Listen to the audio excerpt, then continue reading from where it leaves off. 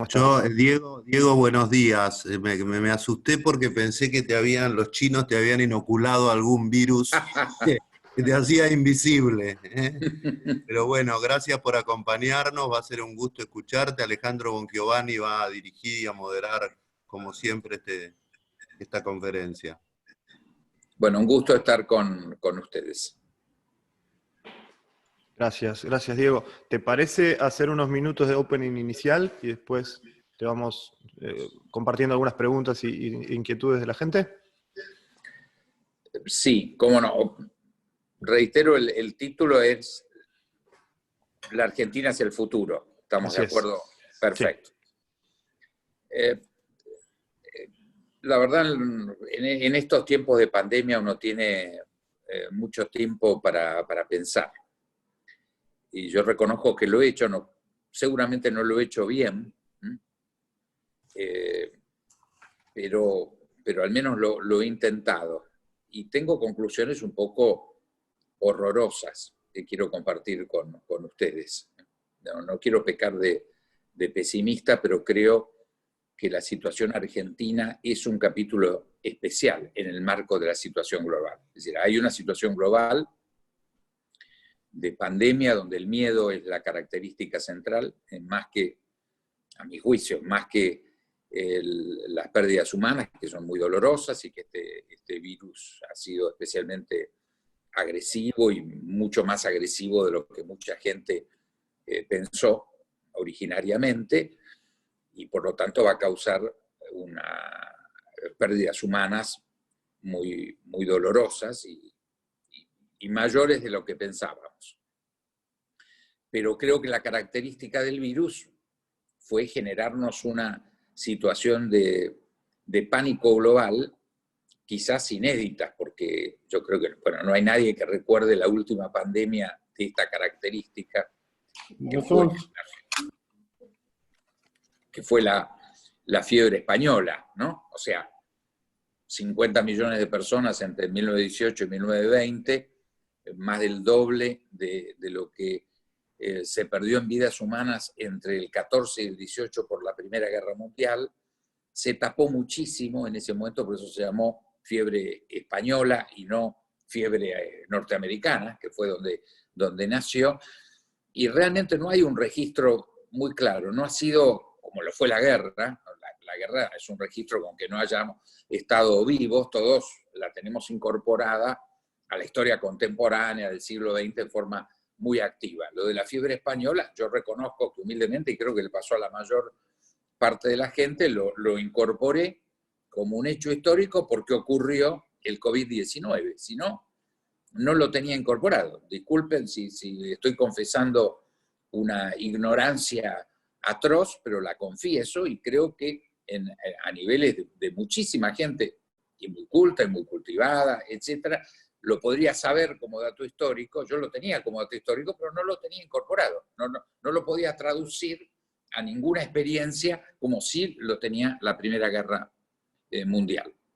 O sea que esto es efectivamente una crisis que mezcla fiebre española, la crisis del 30, el 2008, todo junto de alguna forma, ¿no? Y esto creo que es una vivencia para todos, es una especie de película de terror que no estábamos preparados para vivirla, no estamos preparados todavía, no la podemos medir en su dimensión social y política y económica. Quizás lo más medible sea la cuestión sanitaria. Y yo creo que desde el punto de vista sanitario, más allá de cuánta gente muera en esto, y yo soy parte del bocato di cardenales del virus, o sea, no sé si lo voy a contar o no, pero ¿qué vamos a hacer? Una minoría, lo que no vamos a estar. El mundo de 7.000 millones de personas, en su esencia, va a estar, y esto pasará, llegaremos a julio, y este virus va a terminar instalándose como el séptimo coronavirus. Estas son de las cosas que tuvimos que aprender los no médicos, que había 6 coronavirus anteriores, más no teníamos en claro cómo mataba a gente la influenza. Yo reconozco que por primera vez me vacuné contra la influenza, acabo de cumplir 70 años, los últimos 10 años debería haberme vacunado todos los años. pero realmente pensaba desde el machismo tradicional que era casi un dato de cobardía. ¿Cómo voy a vacunar por una gripe? Con las cosas que le pasan a uno en la vida, y nunca lo hice.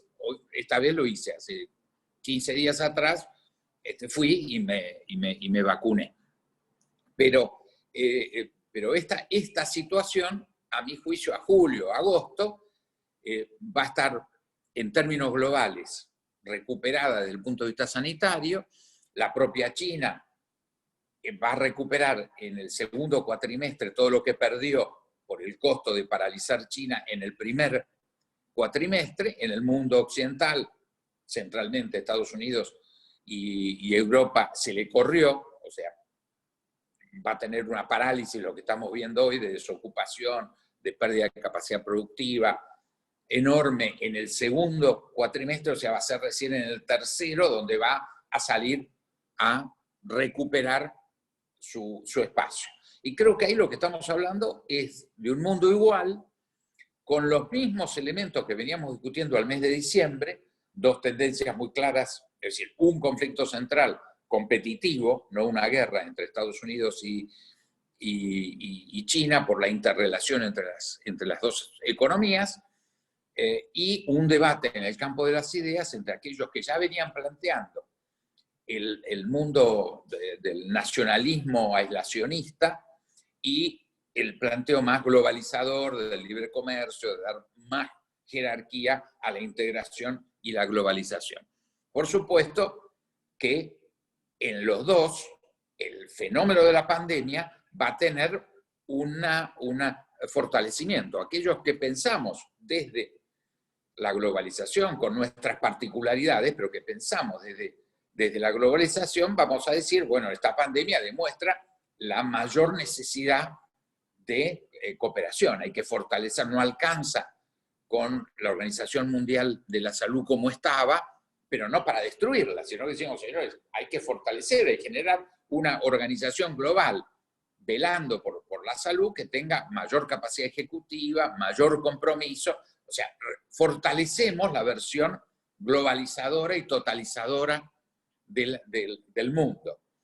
Los que están del otro lado, incluyendo al presidente Trump, dicen, no, me saco de encima esto y refuerzo la idea de cerrar fronteras, del nacionalismo más extremo, porque a ver si me ocurre de nuevo esto. No me va a ocurrir de nuevo, porque voy a cerrar la frontera, porque voy a privilegiar el orden nacional, America First, y por supuesto Bolsonaro va a decir Brasil First, y así sucesivamente. Entonces, al final de cuentas, es el mismo debate que teníamos. Algunos actores sobrevivirán y otros serán sustituidos, pero esta corriente nacionalista, aislacionista, va a perdurar, y la más globalizadora también va a perdurar. Esto me parece que es el escenario global. Enterraremos a los muertos, y así como la fiebre española jerarquizaba a los que tenían entre 20 y 40 años, yo por una cuestión generacional siento mucho que esto no tenga las características de la peste española. Nada odio más que los jóvenes con pelo encima, ¿no? Pero esto es un dato generacional que algunos que pertenecen a mi generación seguramente van a compartir y no lo podrán confesar, pero que se mueran los jóvenes. Bueno, este virus desgraciadamente no ha tenido la actitud generosa que tenía con nosotros la fiebre española y nos elige a nosotros de víctimas. Así que ese dato inclusive va a generar menor daño en el futuro. O sea, la recuperación, enterrados que seamos los viejos, la verdad no tenemos por qué pensar que va a haber un mundo en nada diferente. Esa historia que vamos a ser mejores y peores. No, vamos a ser tan malos como éramos. Ni mejores ni peores. No va a haber menos egoístas, los generosos seguirán siendo generosos. Y entonces, este es el cuadro global. Ahora, desgraciadamente, en ese cuadro global, el escenario argentino es muy particular. Y no es por el particularismo argentino. Es particular porque es particular. Brasil tiene un desbarajuste enorme en este momento, pero tiene 3% de inflación anual. Esta es la realidad, y las tasas de interés más caras son del 6% anual. Entonces, estamos tan lejos, ni hablar de Uruguay, ni hablar de Chile, de Bolivia y de Paraguay, de Perú. Perú acaba de financiarse en tasas, sacó un empréstito al 3% anual. Entonces yo creo que la situación argentina no la podemos subsumir en que, bueno, hay una crisis global de la pandemia, etcétera. Entonces, no. Nosotros tenemos una situación que ya estábamos acostados cuando llegó la pandemia. En marzo estábamos acostados. El propio presidente, no lo digo como opositor, estaba en una crisis muy fuerte, pero tenía que presentar una propuesta de financiación de la deuda. Ya estábamos, de hecho, en default, porque no estábamos cumpliendo unilateralmente con deuda emitida con regla, con leyes argentinas, pero ya, eso ya era default, y realmente había yo diría, un diagnóstico reservado respecto del futuro. No había programa. El propio gobierno decía que que iba a tener programa cuando refinanciara la deuda. Era el huevo o la gallina. La verdad, no teníamos ni el huevo ni la gallina. La situación era gravísima. Ya teníamos una inflación de 3 a 4 puntos por mes, una recesión brutal, o sea que estábamos recontra acostados en términos diplomáticos estrictos. Y encima nos cayó la pandemia. Pero la pandemia es la 8ª plaga. Ya teníamos las 7 plagas de Egipto, pero a nosotros nos cayó la 8ª. Lo que no puede servirnos es de pantalla. No nos puede ocultar las 7 plagas que ya teníamos. Y la peor de todas es la fractura interna. La fractura interna como una definición central que yo diría que en el periodo democrático, durante Alfonsín y durante Menem hasta Duhalde, había una conciencia de unión nacional. Yo creo que este es el dato central. Con todas las carencias de Alfonsín y los errores de Menem, y el poco tiempo y las limitaciones del presidente Duhalde, había una idea de la unidad nacional muy importante que preservó un dato central, que es que desapareció la violencia política en la Argentina. Los más jóvenes no saben el nivel de violencia política que existió cuando yo era joven. Es difícil de describir, pero yo se la describo en un dato biográfico. Yo pertenecía a un Consejo Nacional de la Unión Nacional de Estudiantes, 1969, 50 años atrás, que éramos 16 miembros. Y 5 años después, para 1974, había 12 que ya habían sido asesinados. Esa Argentina vivió. Esa Argentina estaba en casi estado de guerra con Chile y con Brasil. Hoy es casi imposible que alguien que tenga menos de 50 años pueda entenderme vivencialmente. Pero esto es historia contemporánea. Una de las cosas de la quiebra de la sociedad es que no tenemos memoria social. O sea, los hechos ¿cuál es la historia contemporánea? Mi generación. Yo nací en el año del centenario del general José de San Martín, 1950. Todo lo que ocurrió de 1950 hasta ahora es el presente. Es el presente. Yo me acuerdo que este era mi debate con un chico muy soberbio que desapareció, que se llama Marcos Peña, que había decidido que era el futuro. Y yo decía, no, ¿cómo vas a hacer el futuro? El futuro hay que construirlo. Lo único que existe es el pasado. El presente es muy breve, y porque se hace pasado a una velocidad increíble, y el futuro es una incógnita. O sea que lo que existe es el pasado contemporáneo, que en última instancia, si uno toma el periodo de los últimos 70 años de Argentina, tiene todo lo de atrás también, no puede omitir, pero los últimos 70 son el pasado caliente, con pasiones, con vivencias que están hoy, están en la calle, lo podemos medir. Estaba el origen, yo vi enfrente de la Villa 31, estaban haciendo la Villa 31. Hoy la vemos, por supuesto. Si hubiéramos tenido otra historia, habría un parque o edificios, y no estaría la Villa 31. Pasó de cero, en estos 70 años, a tener 50 o 60 mil personas. Pero esto es lo que pasó con la Argentina, ¿no? Un país que llegó a estar en la lista de los 6 primeros países y ahora estamos en el número 70, una cosa así. Bueno, esta historia es muy particular. En la civilización blanca, para ser duro, para ponerlo cromáticamente, a la que pertenecemos sin lugar a duda, Europa, Estados Unidos, Canadá, Australia, Nueva Zelanda, Uruguay, nosotros estamos en ese marco cultural. Lo llamo brutalmente. La civilización blanca somos los únicos que hemos ido para atrás. Eso marca nuestra particularidad. Somos mucho menos de lo que éramos hace 70 años. O sea, no fuimos para adelante ni nos estancamos. El mundo se mueve y por lo tanto uno no puede estancarse. O va para atrás o va para adelante. Nosotros fuimos para atrás. Estamos peor que en 1960. Esto es de una gravedad muy particular y nadie nos la va a arreglar. No hay estructura hoy colonial, no podemos contratar a alguien de afuera que venga y nos lo ordene. O sea, como todavía en el mundo no hay nada por encima de las naciones, cuando uno se descarrila, se la tiene que comer solo. Es decir, nadie va a regar Venezuela que no sean, la verdad, los venezolanos. Y hay realmente un diagnóstico reservado. O los sirios, o los yemenitas.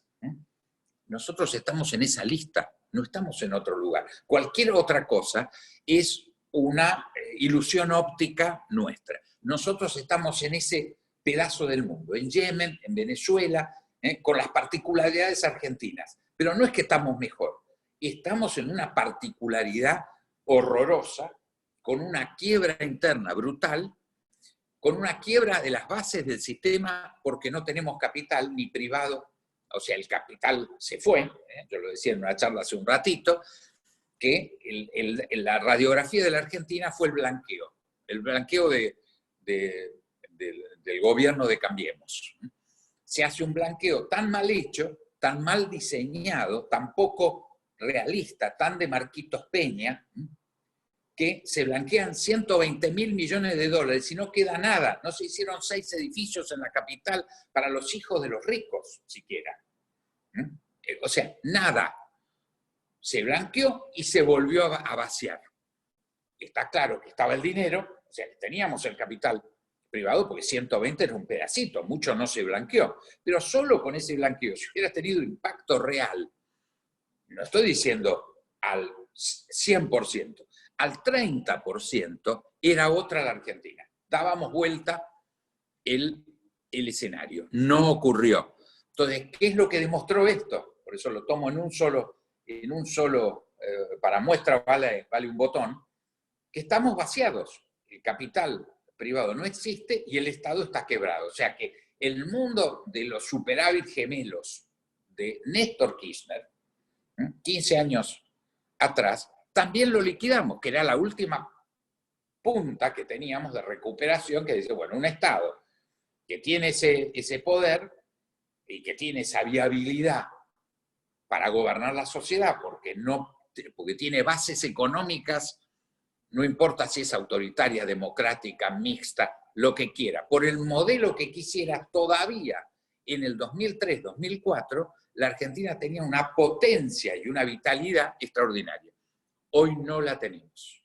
Ni Mandrake. O sea, pobre, la verdad, este presidente ocasional que no lo imaginaba, hace 6 meses paseaba el perro a Dylan, y era su actividad principal. No lo imaginó. Pobre de él. Yo no le tengo bronca, le tengo pena, porque creo que los zapatos que calza, me parece bien que toque la guitarra, porque al menos tiene un dato en la intimidad con un poco de rock nacional, y con eso tendrá algún momento de distensión. Pero la realidad es que estamos en una situación enormemente crítica, que lo único que ha hecho el coronavirus es agravarla, pero ya era enormemente grave. ¿Qué nos queda a nosotros cuando pase? Porque esto al marca ahora, ya está abierta la cuarentena, vamos a sufrir el pico, esperemos que sea menor que el de Italia o o el de España, pero hay una realidad. España tiene la misma población que Argentina, tiene el mismo virus y tiene conductas sociales muy parecidas a las nuestras. Entonces, ellos están ya en 25, 26.000 muertos. Si la sacan baratísima tendrán 30.000, pongámosle, ese es el piso mínimo. Bueno, imaginemos si nosotros estamos en este baile con 250 muertos, barato sería, muy barato, que tengamos 10.000 muertos. La estaríamos sacando mucho más barata que España. Entonces podríamos decir, fuimos mejores, hicimos mejor las cosas, hicimos la cuarentena temprana, nos equipamos mejor durante la cuarentena, 10.000. Bueno, me cuesta mucho pensar la salud política de la Argentina en el camino entre 250 a 10.000 muertos en el curso de los próximos 60 días. Seamos más baratos, seamos muy argentinos, digamos que no van a ser 10.000, van a ser 5.000, o vamos a ser 5.000. De 200 a 5.000 no lo quiero ni pensar, pero este es en el marco, además de una recesión brutal y de una violencia creciente. Yo creo que nosotros, un dato importante, en la Argentina de Néstor, que recibió Néstor Kirchner, con los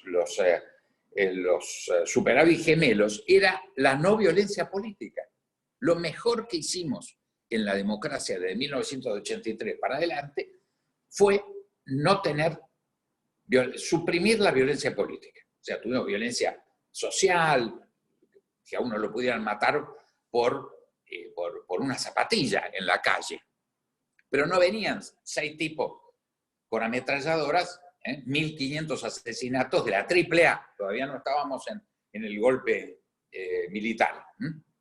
O que un grupo le asaltara la casa a alguien a las 11 de la noche para poderlo torturar durante toda la noche sin que se registre que esa persona estaba detenida ilegalmente y bajo tortura. Esto lo vivimos en la Argentina.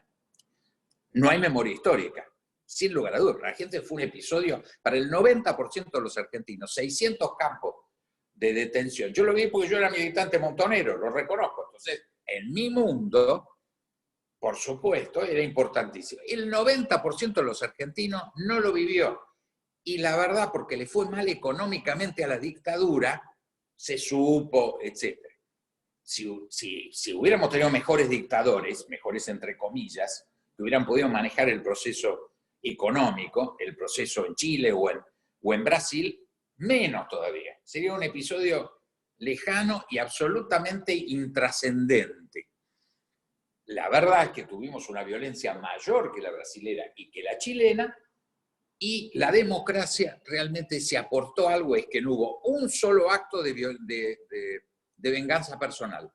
Hecho extraordinario. No, en un país sin memoria, Marquitos Peña no puede enterarse de esto. Pero que, habiendo habido, tomemos los 9.000 asesinados y tirados en aviones al mar, de 9.000, una estadística razonable que hubiera habido 15, 20, 50, 100, que hubieran ido padre, hermano, hijo, novia, esposa, ¡pum!, a pegarle un tiro en la cabeza al tipo que trituró a su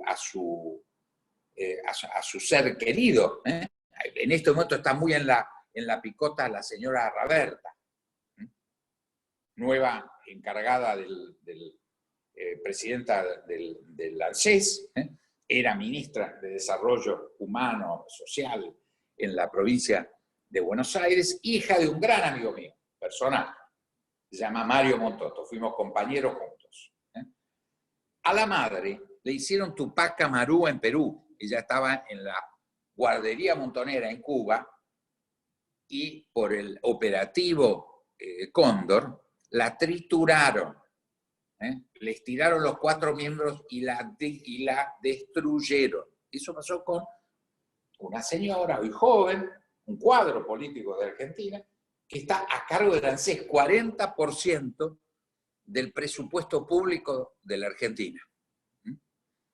Entonces, Este dato nos pone en una particularidad dolorosa, pero que es así. No es hacer ombliguismo. No somos el ombligo, somos la última escoria del mundo. Estamos en esa lista, con Yemen, con Venezuela, estamos muy mal.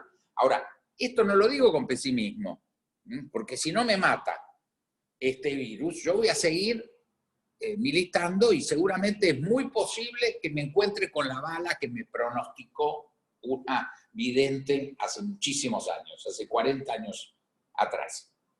Pero la realidad es que estamos en este punto. Si no vemos este punto con toda claridad, que yo creo que, por ejemplo, el actual gobierno no está viendo la gravedad de esta situación, por eso teniendo la oportunidad, lo único que hoy tiene regalado este gobierno para encarar el futuro es el gobierno de unidad nacional. Tiene a los 3 gobiernos, a los 4 gobiernos de la oposición, muy importantes, Ciudad de Buenos Aires, Mendoza, Corrientes y Jujuy, al alcance de la mano bien, están colaborando, no están haciendo oposición salvaje, están en el marco de la unidad nacional. Del Congreso no hablemos, es una vergüenza pública. O sea, que los diputados y los senadores anden ocultos en la casa con la camarita. Nosotros no lo somos. Y si hay acá algún diputado y un senador, tienen que morirse de vergüenza. El show que va a haber el jueves, que no hay en ningún congreso en el mundo, con todo ese despliegue de LED, y todos en la casa escondidos. La justicia, salvo para liberar presos prácticamente de feria. Bueno, esto que nos está pasando, que era lo único que podíamos salvar de esta crisis, el Poder Judicial que diga, no, yo voy a mantenerme firme en la primera línea porque es muy importante que exista el Poder Judicial. Que diputados y senadores estén en sus bancas diciendo acá las instituciones están vivas. Que el gobierno, que hace 2 semanas el expresidente Dualde, un hombre con un sentido común extraordinario, padrino del actual presidente, le dijo, mirá, tenés 20 ministros, con 10 te sobra para incorporar a los 4 gobiernos de la oposición provincial, hace un gobierno de unidad nacional. O sea, esta crisis es tan grande que sin lugar a duda, así hagamos la unidad nacional, estaríamos muy complicados, muy complicados. Pero al menos hagamos eso, no llegamos a esa comprensión. Por eso estamos muy mal. Porque yo sería optimista, objetivamente, si hubiéramos constituido un gobierno de unidad nacional. Lo hizo el presidente Dualde, no es casual que le esté aconsejando esto. Recordemos el 2001, no tenemos memoria histórica del 2001. En el 2001 constituye un gobierno de base parlamentaria, el presidente Dualde, convoca para ministerios muy importantes de su gabinete a miembros del Partido Radical, y gracias, a pesar de ser una crisis mucho menor a esta, el concepto de unidad nacional permitió que 2 años después hubiéramos salido de la crisis. O sea, esto es condición sine qua non de la salida, de la post-pandemia, es como mínimo un periodo de unidad nacional que canalice todas las energías en consolidar recuperar el Estado, recuperar la actividad privada, y en base a eso ponernos de nuevo en la cancha. Paro acá, disculpen que prolongué la introducción y muchas gracias por la paciencia. No, para nada. Fue extremadamente interesante.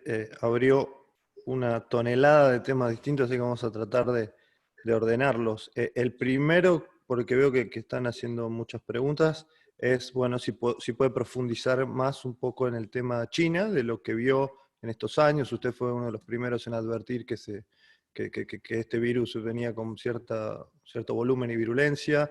¿Cómo vio las medidas del gobierno chino? Hay teorías de todo tipo, si nos puede aclarar un poco cuál es su visión al respecto. ¿Cómo no? Yo creo que igual que la pandemia saca todo lo mejor y lo peor, por el efecto miedo, no por el dato sanitario, esto también ocurre en China. Les doy la información que yo tengo, que creo que es buena, que efectivamente durante el mes de diciembre, a mí me pasó como anécdota, alguno de ustedes lo habrá escuchado porque lo he repetido mucho en los medios, yo conocí Wuhan el 28 y 29 de noviembre. Es decir, sin que lo supieran, porque estuve reunido con el gobernador, con el alcalde, el gobernador de Hubei, la provincia, el alcalde de Wuhan, me llevaron a conocer el mercado. El mercado, como dato, una ciudad de Wuhan tiene 11 millones de habitantes, no tenemos en Occidente una ciudad de esa modernidad. En edificios, están todos los arquitectos del mundo, han construido en Wuhan los parques, los accesos.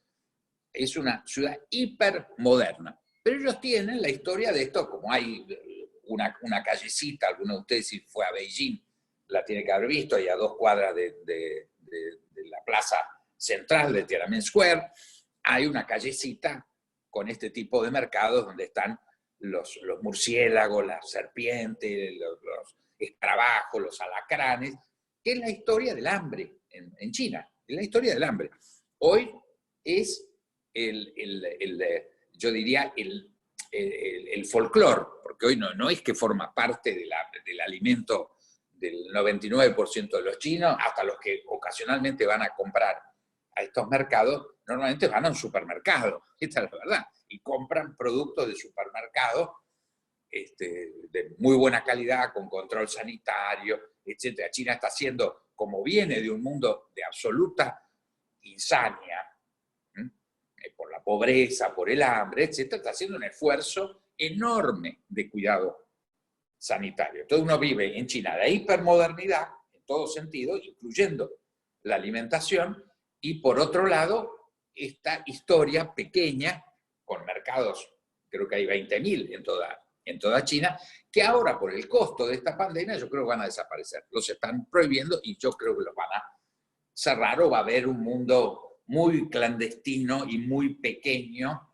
y mucho más caro, o sea, mucho más caro por lo exótico. Para hacerse una sopa de murciélago, les va a costar mucho más y va a ser toda una ceremonia secreta, como si fuera el mundo de la droga, que está prohibida en China y tiene sanciones brutales.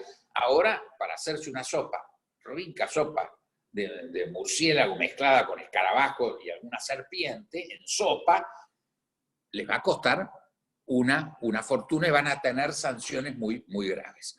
¿Pero qué les pasó? Estuvieron un mes sin saber qué era, porque esto es una neumonía. Son 6 coronavirus anteriores, este es el 7º, pero nadie lo sabía. Entonces, ¿qué está pasando con esto? Es cierto, seguramente, no tengo la menor duda, que 2 médicos, los más inteligentes en la primera línea de contacto, se dieron cuenta que esto era así. Lo sancionaron, pero seguro, y les prohibieron decirlo, porque los chinos, todo es secreto, y lo que no es secreto es mentira. Esto forma parte de un dato absolutamente chino, dicho muy claramente.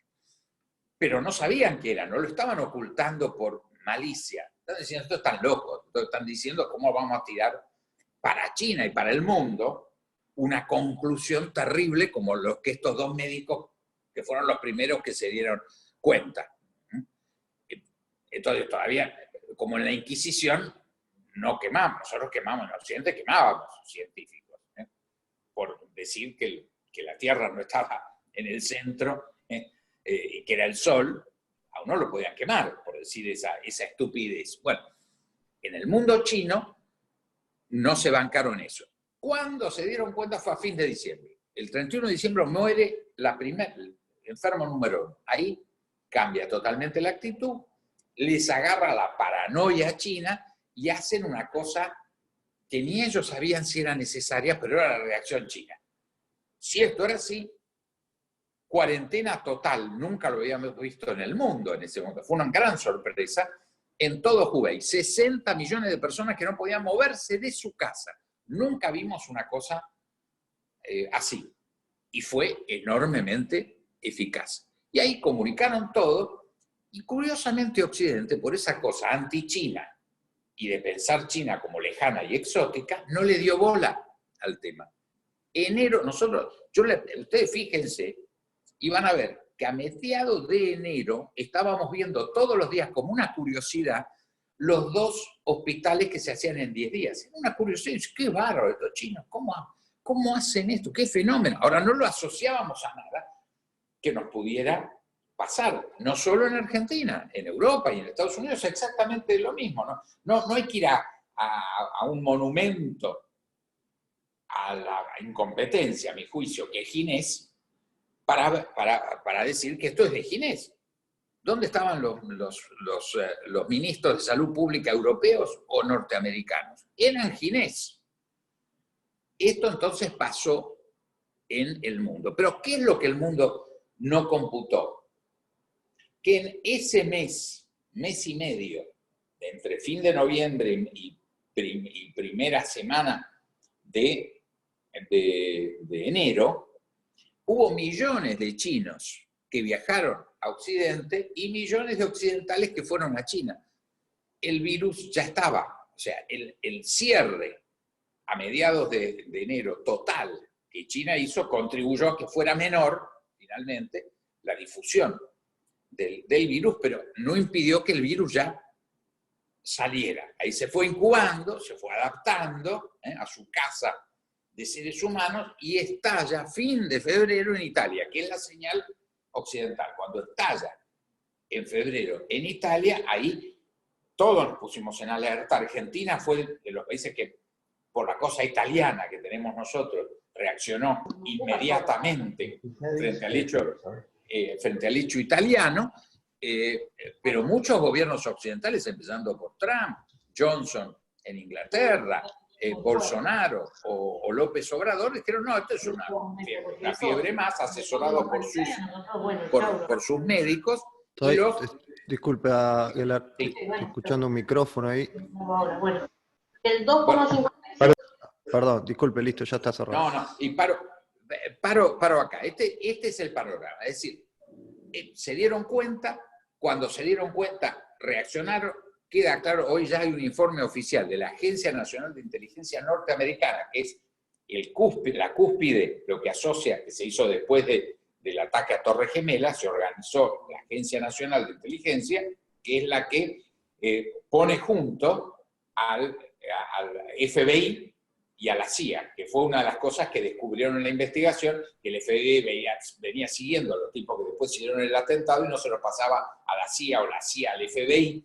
Entonces hicieron la Agencia Nacional, que es un organismo muy oculto, pero central, y que ha hecho un informe que dice, este virus es una mutación natural, no es una mutación de laboratorio. Por eso le doy bolilla, no lo hago en defensa, porque el mundo oculto de los chinos existe. Si murieron 4.000 o 400.000, nunca se va a saber, porque eso es lo impermeable del sistema, sin lugar a dudas. Pero yo le doy valor al informe de la agencia que se da cuenta, por suerte hay una gran institucionalidad en Estados Unidos que tiene que compensar al loco del presidente que tiene. Entonces, ellos saben que por vía de lo que dice el presidente, vamos a una guerra en el mundo. Entonces, como las Fuerzas Armadas en Estados Unidos son muy responsables, tienen suficientes guerras sin factores de locura para provocarlo, y han tenido en su historia locuras que provocaron guerras, entonces oficializa este informe para ponerle un límite a este loco que ya estaba diciendo, bueno, voy a sustituir la reactivación de empleos y de producción en Estados Unidos diciendo esto es culpa china. Entonces no podía llegar por esa lógica, más la paranoia china, que están como locos con la acusación americana. Hoy hay sectores del gobierno chino que están pensando, que estaban convencidos que había sido una mutación originaria en el mercado de Wuhan, si no es cosa que se la inventaron los americanos y se la metieron a los chinos, porque un loco, en general, donde grita, genera también reacciones locas. Claro. Esto es un punto muy peligroso. Yo creo que lo van a contener a Trump para que esto no tenga una escalada y una espiral que fuese muy peligrosa. Continúo con las preguntas. Lo traigo a la región. ¿Qué significó el gesto respecto al Mercosur de hace pocos días? ¿Y cómo ve a Brasil? Me pregunto, Brasil en su relación con los BRICS, si puede ayudar al final del día para calibrar a Argentina en lo que se viene. Sí, yo creo que primero ya cuando llegamos a este gesto ridículo de este señor Neme en la reunión del 24 de abril del Grupo Mercado Común, órgano ejecutivo del tratado, sorprendente, porque que la Argentina decida, sin un sistema de consultas y de aprobación parlamentaria, renunciar a la participación en negociaciones internacionales. Eso es esencial en el tratado. No lo pueden hacer. Es decir, ¿qué puede hacer el representante de una administración? Bloquear una negociación, porque como para firmar un acuerdo de libre comercio se necesitan las 4 firmas, el tratado es intergubernamental, no tenemos instancias supranacionales, no hay votación. No es que, yo creo que esto, desgraciadamente, el señor Solá y el señor Neme no lo saben, y algunos les dijo, no, ahora nos van a votar 3-1 y nos van a imponer acuerdo de libre comercio. Hay que ser muy ignorante, es sin frontera. Eso es el más grave riesgo que tenemos, es la ignorancia en la Argentina. No hay instancia, es decir, con lo cual no había ninguna posibilidad que se haga un acuerdo con Corea del Sur o con cualquier otro sin la firma argentina.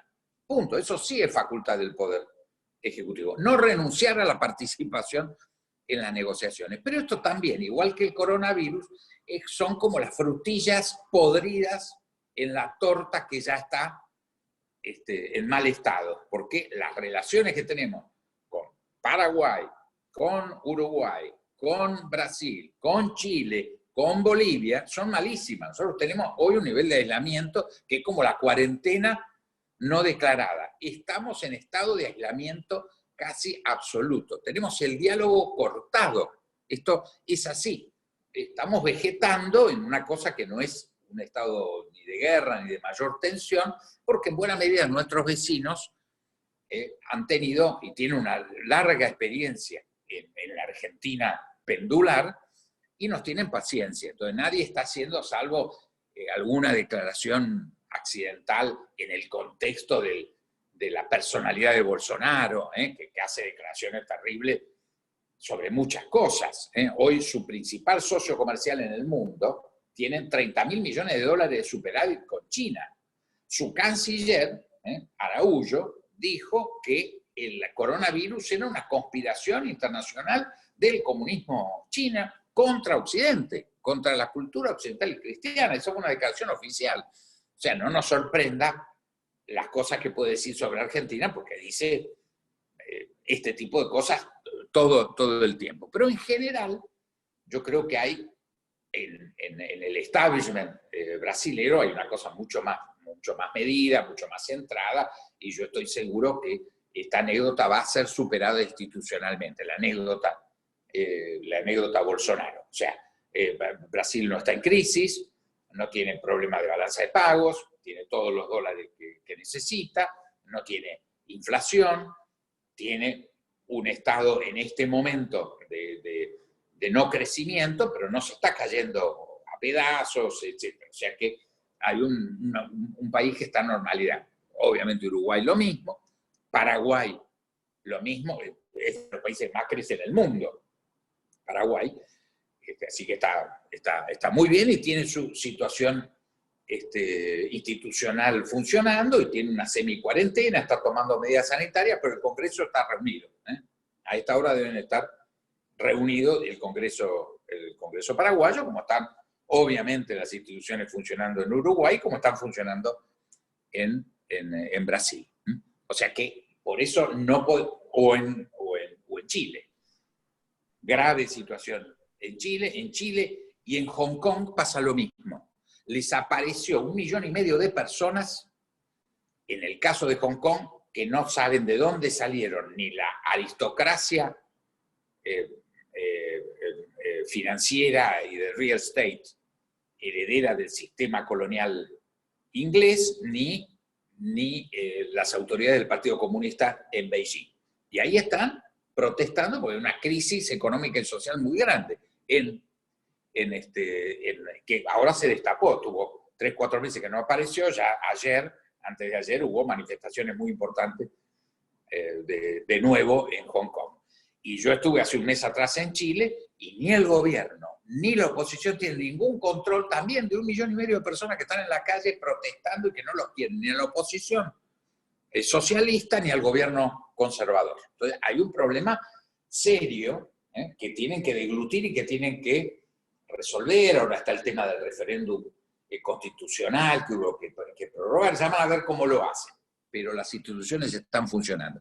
Hay un problema, lo que yo digo, hay un capitalismo vivo que vive el problema del capitalismo vivo en todo el mundo, que es la concentración y la falta de capacidad de inclusión. Eso es el capitalismo vivo. Nosotros no tenemos capital ni en el Estado, porque podríamos tener una situación de debilidad del sector privado y tener un capitalismo de Estado sólido, seríamos parte del capitalismo en su versión más estatal. Claro. No tenemos capital en el Estado, no tenemos capital en el sector privado, es decir, nosotros no tenemos un problema del capitalismo, no tenemos capitalismo. Hay una situación de prebendas exclusivamente, ¿no? Y si vemos la foto de los representantes del sector privado y del sindicalismo, vemos que es la misma foto, analicemos la misma foto de los últimos 30 años, con el presidente Menem, podemos ir. Podemos llegar tranquilamente al presidente Menem y vamos a ver las mismas caras. No cambiaron ni las caras, ni los nombres de las asociaciones intermedias. Eso está totalmente cosificado. Y es un sistema prebendario. No tiene nada que ver con la relación entre el Estado, el capital, la relación... no, es un sistema prebendario y los mismos que tenían prebendas con el gobierno de Cambiemos, al margen del cambio de discurso, las tienen y las van a tener hoy, y las van a comprar. Ya, eso es muy claro, tenés que comprar la voluntad estatal, y cuanto más sea arbitraria la vocación del Estado, más te cuesta comprarle la voluntad. Una de las mejores, con esto te termino, una de las mejores cosas que había hecho la administración de Cambiemos era la transparencia de las tramitaciones públicas. Poner todo, suprimir el papel, entonces cualquiera podía entrar vía la página y saber el sistema de compras, etc. Yo creo que fue un aporte objetivo, no suficiente para compensar los errores, pero fue un dato muy importante de la administración. Tanto que se olvidaron de corregirlo, por eso aparecieron las compras estas de arroz y de fideos a unos precios siderales, porque un funcionario de cuarta lo tramitaba por una computadora y yo entro en la computadora y decía, pero ¿cómo? El arroz vale 50, 60% más que la góndola. La noticia que nosotros tuvimos es mucho peor, porque no podés comparar el precio mayorista de compra con el valor de góndola de precio mayor al consumidor. Y además aparecía también en la página que no se habían hecho compras directas. O sea que la historia de que los grandes productores se habían plantado frente al Estado, mentira. Porque para la devolución hay un intermediario que es el que le compra a la fábrica, carga el sobreprecio y se lo enchufa. Todo eso está en una página. Muy sencillo como lo resolvimos. Volvimos al papel. La emergencia volvió al papel. ¿Por qué? Porque el papel se guarda en un cajón. No hay forma de que un periodista, ¿cómo uno sabe una adjudicación directa comprada en un expediente de papel y guardada en la caja fuerte o llevada en la casa o metida en un cajón? Entonces nuestro sistema de crisis es profundísimo. Esto es una anécdota, no tiene ninguna importancia en relación al conjunto. El conjunto que tiene, no hay capital. En el Estado no hay capital en la actividad privada. El que puede fuga, más caro, por eso el dólar sube, porque la fuga es obvio. Hoy temen un dólar a 300 pesos y, por supuesto, cualquier cantidad de pesos cambiado a 300 dólares es barato. Cambio 300 pesos por un dólar es barato. Y esto va a ser la tendencia porque cada vez va a ser 300, 400, 500. No hay ninguna duda que es barato cualquier utilización de pesos contra una moneda transable. Eso a nivel de la economía privada. Y en la economía pública, el botín, es obvio, toda transacción. Hoy todo se hace por adjudicación directa por la emergencia y en todo los sobreprecios son brutales. Y relacionado con esto, Velar, cuando usted habla de unidad nacional, ¿imagina, cree probable o posible un escenario de unidad nacional en derredor de estas ideas que usted, de un Estado de capitalismo más serio, de un Estado menos prebendario, o en derredor de qué imagina una unidad nacional? Y le agrego a esto la pregunta que también la están haciendo ahí. ¿Cristina Fernández no va a atentar contra cualquier tipo de unidad nacional que vaya en este sentido? Bueno, yo planteo que la unidad nacional es por corrección de donde estamos, o después de una crisis brutal y con mucha violencia, un mecanismo indispensable, porque una sociedad que no tiene ninguna posibilidad hoy de reaccionar arbitrariamente con éxito, porque una dictadura puede ser exitosa, un gobierno malo puede ser exitoso, un gobierno muy corrupto puede ser exitoso. Hoy, sin capital, no se puede ser populista, no se puede ser conservador, no hay ninguna viabilidad técnica de eficacia de un gobierno autoritario, democrático, nacionalista, libre pensador, no tiene ninguna posibilidad. Quiere decir que el prerequisito de juntar voluntades para entender que de esto tenemos que salir juntos es tan esencial, no es un discurso, es esencial, es lo que le pasó a Duhalde. Es muy interesante hablar con Duhalde en este momento, porque es lo que él sintió que tenía que hacer, sintió una presión brutal. Pensemos lo que era desde el 2001, desde el diciembre del 2001, enero del 2001, lo que parecía que era el mundo que se venía abajo, que nos estallaba todo. El presidente era Duhalde, un intendente de Lomas de Zamora, con un sentido común enorme, que proviene de que él es un gran jugador de ajedrez. Es un tipo que no es culto, no está cultivado, pero tiene un mecanismo cerebral de un equilibrio extraordinario, producto de su disciplina ajedrecista. Entonces entendió lo que tenía que hacer y lo hizo, y recurrió a gente que sacó de la galera, incluyéndolo a Labaña, no lo conocía, fue un consejo del presidente Alfonsín, no sabía quién era, hubo que demorar 2 o 3 días su designación para que pudieran tener una reunión porque estaba de embajador en la Unión Europea. Pero tuvo el instinto de saber, ese señor, con 4 datos que le pasó Raúl Alfonsín, de que ese señor lo sacaba de la... disculpen, estas anécdotas se las tengo que contar. Cuando se cae Remelesnikov, que yo lo recibo en Washington, y vuelve de una visita espantosa, la reunión de primavera del Fondo Monetario, y le presenta la renuncia, reúne a los gobernadores. ¿Se acuerdan que nosotros siempre tenemos la instancia esta de los gobernadores? Como si existiera el federalismo. Entonces, en esa instancia, ¿qué es lo que hace el presidente? Vienen los gobernadores y sienta al lado de él a Alieto Guadañi, al quien él había designado ministro de Economía. Los gobernadores le dicen, no lo aceptan, no queremos que sea Alieto Guadañi. No importa el motivo, pero no le dieron consenso. Él estaba muy mal en ese momento, estaba muy disgustado, le pide a Alieto Guadañi que se retire de la reunión, y justo estaba esperándolo en su despacho, él estaba en la sala de reunión de Olivos, el presidente Alfonsín, el expresidente Alfonsín. Y dice, bueno, miren, yo tengo una reunión con Alfonsín, lo voy a ir a atender, mientras tanto ustedes decidan quién es el ministro de Economía. Porque si no llegan a un acuerdo, yo les renuncio a ustedes cuando termine la reunión con el presidente Alfonsín. Llega, se encuentra con el presidente Alfonsín, estaba demacrado, Alfonsín dice, ¿qué te pasa, Eduardo? Le cuenta lo que pasó, y dice, ¿no pensaste en Roberto? ¿Qué Roberto? Esto me lo cuenta el presidente Duhalde. No, Roberto Labaña, que fue mi secretario de Industria, es un hombre ambidiestro, radical y peronista, es un hombre muy sensato, con una larga experiencia. Mirá, siguen charlando, vuelve a la reunión con los gobernadores. ¿Y llegaron a algún acuerdo? No. Fantástico. No le tenía, él le había dicho, si no me ponen un ministro, yo lo designo, y si no me voy.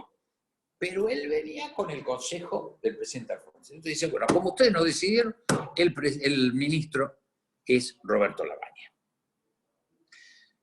Esto, con la precariedad de lo que les estoy hablando, habla de un enorme sentido común. Porque ese Roberto Labaña, no el de la última elección ni del anterior, pero ese Roberto Labaña fue una gran designación en ese momento, y de gran sentido común, y armó un gobierno de unidad nacional. Entonces tuvo claro que sin un gobierno de unidad nacional, y no entiende mucho de economía. Hoy uno le pregunta cómo fue el esquema económico de salida, él no lo puede decir siquiera. Fue un ejercicio de sentido común muy elemental, pero lo practicó y exitosamente. Acá estamos en lo mismo. Al margen de cualquier consideración, hoy la mejor solución para Argentina es hacer un gobierno de unidad nacional y meterle para adelante de una estructura de enorme consenso para los de adentro, para contener la angustia de todos nosotros y para que nuestros interlocutores, los vecinos, que no saben qué pasa en la Argentina, no lo pueden entender, y el mundo, y nuestros acreedores, etcétera, digo, bueno, al menos se pusieron de acuerdo. Entonces, entre otras cosas, si me dicen, entreguen el bono que vale 100 y les doy un documento, un bono que vale 40, bueno, va a haber un Congreso que por ley va a darle fuerza enorme, van a poder comprometerse a decir, miren, si no cumplo con el de 40, vuelve a tener valor el de 100 y me van a poder litigar con el de 100. Lo hago contractualmente. Esa es la forma, hoy nadie nos puede creer. ¿Por qué le voy a entregar un papel que vale 100 por un papel que vale 40 a un país que está en el 9º default? En el 10º default vengo con el papel de 40 y me dice, acá te doy uno de 20. No, señores, mira, acá estoy en un gobierno de unidad nacional y le doy valor por ley a que si yo no honro este papel de 40, que le mejoro el valor actual porque hoy vale 15 el papel que dice valer 100, pero este de 40 va a seguir valiendo 40. Y si no tiene ese valor, si yo no honro este papel, por una cláusula legal, usted puede reclamar en Nueva York, lo guarda, no me lo entrega, suspende hasta que yo cumpla. Cuando yo honro su papel de 40, lo rompe, porque lo sustituye. Si yo no honro, y viene otro gobierno y dice, señores, yo que tengo que ver con Cristina, que tengo que ver con Alberto Fernández, eso se cayó todo, y ahora de nuevo les tengo que ofrecer otra renegociación. Dice, no, señor, yo tengo una ley que me da valor en la Argentina a mi papel de 100, entonces voy a litigar por 100. Hay mecanismos, pero esto es todo credibilidad. La credibilidad que tiene que tener la actitud de constituir la Unión Nacional. Ese valor extraordinario hoy no lo tenemos. Y por lo tanto, yo tengo que vaticinar con mucho dolor que si esto no se hace muy rápidamente, porque el coronavirus nos pone frente al no margen. Hasta el coronavirus había margen, que era ¿cuál? Declarar el default, utilizar la recaudación, que era lo que hizo Néstor Kirchner, y con eso se sobrevive por una cantidad de tiempo. Para atrás, pero se sobrevive. Hoy no hay más caja, no hay ninguna, porque no alcanza la recaudación, porque se cayó a pedazos. Entonces, con default, uno no puede recurrir a la recaudación. Eso, vivir con lo nuestro. La vieja doctrina, imposible de aplicar porque no tenemos nuestro. No hay recaudación. Entonces, la situación tiene este punto crítico. Todo entonces es cómo reconstruimos la trama social argentina. Si hacemos eso, entendiendo, y yo no soy cristiano, pero el otro es el otro. No puedo hacer unión nacional con quien no existe. La unión nacional se hace entre el kirchnerismo y el macrismo, para ponerlo brutalmente. No tengo otros argentinos. Se hace con Hugo Moyano, no tengo otro sindicalismo. Se hace con la UIA, con los que están. No digo que sean buenos ninguno, pero no tenemos otra unidad, sino hay que, el viejo chiste que decíamos hace muchos años, contratemos a actores uruguayos para que suplanten a los argentinos reales. No, tenemos que hacerlos con los argentinos reales. No hay otra unidad que no sea de la real. Esta chica Raberta, que es la que maneja el ANSES, es hija de Mario Montotto. Y no usa el apellido de Mario, ya se reconciliaron. ¿Por qué? Porque Mario Montotto construyó un gran negocio informático y de venta de armas en el mundo, asociado con los que descuartizaron a su madre.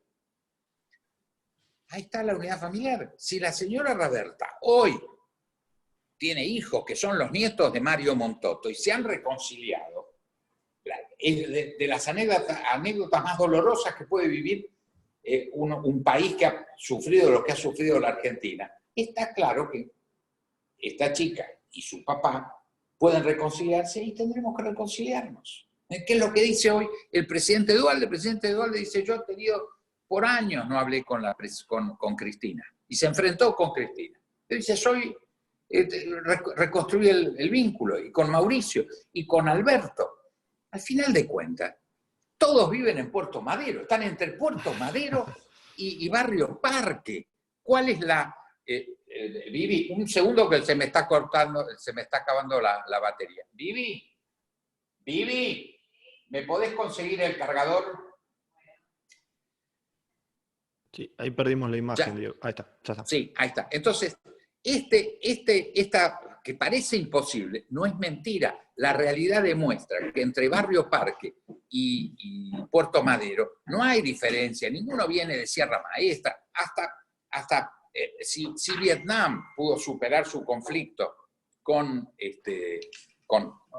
si Vietnam pudo superar su conflicto con Estados Unidos, ¿cómo no vamos a arreglar esto? Uno dice, es imposible. Es mentira. No queremos hacerlo. La grieta es un negocio. Hasta que no rompamos en nuestras cabezas, en la cabeza de la dirigencia política, que la grieta es negocio, lo fue. No lo es más. Es una cuestión práctica. Olvidémoslo. No da más leche este negocio. O sea que mejor reconstruyamos la unidad nacional y una vez que tengamos el Estado bien, el ahorro privado transformado en inversión bien, ahí nos peleamos de nuevo y volvemos al criterio de pelearnos, como lo pueden hacer los demócratas y los republicanos que se pelean. No son tan amigos, y los laboristas y los conservadores en Inglaterra, pero tienen el billete. Es muy importante. Mi abuela decía, lo importante es la salud y no el dinero, porque el dinero va y viene. Estaba equivocada mi abuela. Lo importante es el dinero, la salud es la que va y viene. Esto es lo mismo. Nosotros necesitamos dólares. Tenemos que poner la economía en marcha y tenemos que tener dólares. ¿Para qué? Para bancar la deuda, para bancar los sándwiches de la gente a la que la tenemos que alimentar. Entonces, consigamos los dólares, todo lo demás no importa nada. Todo lo demás es secundario, todo lo demás va y viene. No tenemos dólares y entramos en crisis. Disculpen la digresión. No, extraordinario, Velar, fue creo que extremadamente interesante. Hemos pasado la hora que asignamos a estas charlas, quedaron muchos temas afuera, así que lo vamos a volver a consultar en un futuro muy cercano. Estoy obligado a hacer una pregunta que me han hecho muchos, que es, ¿qué es esa sirena que está atrás de usted? Esa figura es muy curiosa y a todos les llama la atención. Es Rita, es art deco norteamericano de la década del 50, que encontré en un anticuario en Bruselas, reconozco. Y de ahí me viene acompañando a lo largo de muchos años. Bien. Ha recorrido el mundo conmigo. Rita. Muy bien, Rita presentada. Ahí habilité los micrófonos para que saludemos. Muchas gracias, Diego Velar, y nos vemos pronto, espero. Saludos a todos. Les recuerdo cómo sigue la agenda de la Fundación Libertad. Mañana vamos a tener a Martín Tetaz y pasado mañana vamos a tener un panel con Miguel Ángel Pichetto, Ricardo López Murphy y Patricia Burrich. Gracias a todos por participar. Muchas gracias, muy bueno. Gracias a todos. Gracias, Velar, de nuevo. Gracias. Gracias, buen día. Muy buena.